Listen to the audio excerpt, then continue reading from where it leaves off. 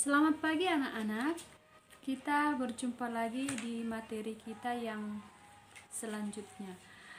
Kemarin Ibu sudah membagikan video mengenai modernisasi, westernisasi, dan sekularisasi.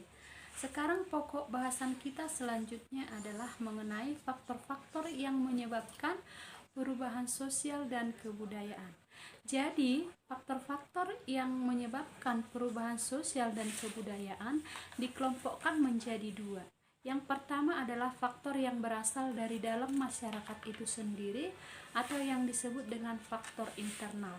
Terus yang kedua adalah faktor yang berasal dari luar masyarakat itu sendiri atau yang disebut dengan faktor eksternal. Sekarang kita bahas faktor yang menyebabkan perubahan sosial dan kebudayaan secara internal. Yang pertama adalah bertambah dan berkurangnya penduduk. Kenapa bertambah dan berkurangnya penduduk bisa mengakibatkan perubahan sosial?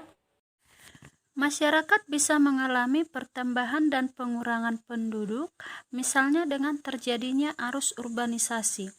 Nah, arus urbanisasi yaitu perpindahan masyarakat dari desa ke kota. Maka, masyarakat di kota akan mengalami pertambahan penduduk dan masyarakat di desa akan mengalami pengurangan penduduk. Misalnya pada bidang struktural.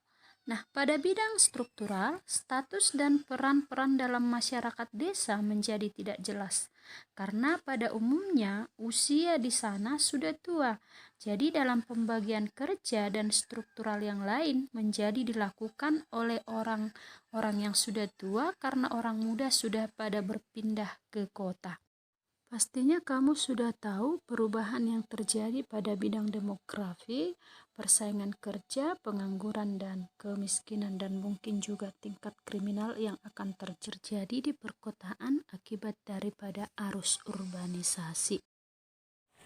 Oke, kemudian faktor yang kedua yang secara internalnya adalah penemuan-penemuan baru. Penemuan-penemuan baru yang dihasilkan oleh masyarakat itu sendiri dapat mengakibatkan perubahan sosial. Terutama penemuan-penemuan baru ini bisa berkaitan dengan tiga hal, yaitu yang pertama adalah discovery, yang kedua adalah invention, yang ketiga adalah inovasi. Nah, kita bahas yang pertama yaitu mengenai discovery. Discovery adalah merupakan penemuan-penemuan baru, baik itu berupa alat ataupun merupakan gagasan yang ditemukan oleh seseorang atau beberapa individu. Kemudian, discovery dapat menjadi invention ketika masyarakat itu sudah mengakui, menerima, serta menerapkan penemuan-penemuan baru tersebut. Seringkali proses dari discovery sampai ke invention membutuhkan suatu rangkaian penciptaan, misalnya penemuan mobil. Setelah mobil itu diakui oleh masyarakat, kemudian dia akan mengalami perbaikan-perbaikan untuk meningkatkan kualitas, dan pada saat itulah disebut dengan inovasi atau innovation. Pada gambar kamu bisa melihat tangan yang memakai gelang. Nah, itu adalah gadget terbaru. Nah, itu merupakan hasil daripada discovery, invention hingga menjadi inovasi yang terbaru. Ternyata penemuan-penemuan baru itu memiliki pola-pola. Nah, pola-pola penemuan baru tersebut ada tiga. Yang pertama adalah pola memancar, yang kedua adalah pola menjalar, yang ketiga adalah pola memusat. Kita akan bahas pola yang pertama, yaitu pola memancar. Pola memancar maksudnya adalah bahwa penemuan baru tersebut memancar ke segala arah atau ke segala bidang kehidupan. Dengan kata lain, satu penemuan baru bisa memancarkan pengaruhnya pada bidang-bidang lembaga kemasyarakatan yang lain. Misalnya bidang pendidikan, agama, pemerintahan, rekreasi, dan lain-lain. Contohnya penemuan radio, gadget, dan televisi. Kemudian pola menjalar. Pola menjalar maksudnya adalah bahwa penemuan baru tersebut menjalar dari satu bidang atau dari satu lembaga kemasyarakatan menjalar ke lembaga yang lain. Contohnya adalah penemuan kapal terbang yang membuka pengaruh terhadap metode-metode peperangan yang kemudian menjalar perubahannya menyebabkan lahirnya negara-negara superpower atau negara adikuasa. Kemudian yang ketiga adalah pola memusat.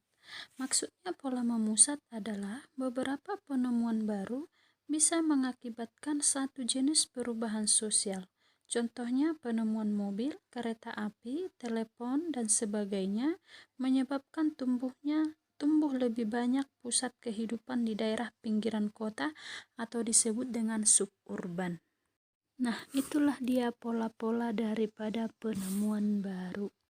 Kemudian faktor yang ketiga secara internal yaitu pertentangan atau konflik dalam masyarakat.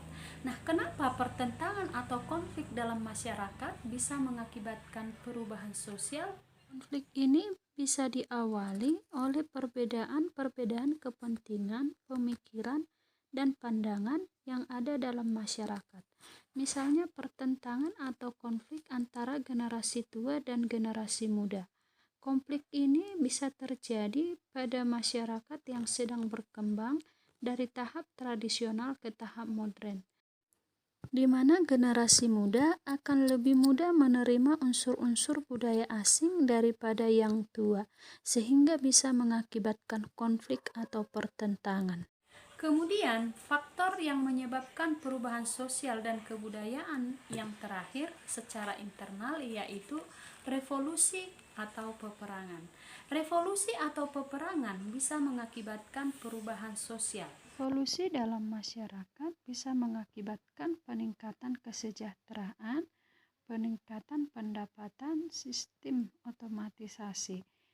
Dan contohnya revolusi yang meletus pada Oktober 1917 di Rusia telah menyulut terjadinya perubahan-perubahan besar negara Rusia yang mula-mula mempunyai bentuk kerajaan absolut berubah menjadi diktator proletariat yang dilandaskan pada doktrin Marxis. Segenap lembaga-lembaga kemasyarakatan mulai bentuk negara sampai keluarga bati mengalami perubahan-perubahan yang mendasar. Nah, itulah faktor-faktor yang menyebabkan perubahan sosial dan kebudayaan yang secara internal.